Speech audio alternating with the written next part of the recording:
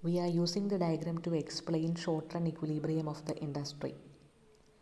The first panel shows short-run industry equilibrium where demand and supply conditions meet together and the price is determined. Panel A, Panel B and Panel C are used to explain the equilibrium of the industry and also the conditions of the firm performing in the industry. In Panel B, short-run equilibrium of the firm with excess profit is represented, and in Panel C, we can see short-run equilibrium of a firm that is facing losses.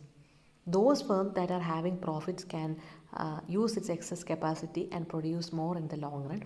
Those firms in the short run will have to move away at times if it can't cope up with the situation.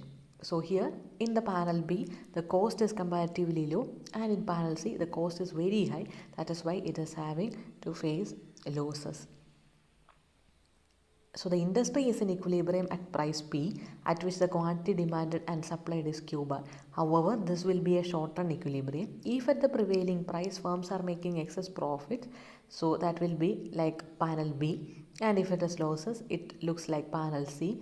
In the long run, firms that make losses and cannot readjust their plan will have to close down. Others will survive the industry. So entry, exit and readjustments of the remaining firms in the industry will lead to a long run equilibrium in which firms will just be earning normal profits and will be no entry and exit from the industry.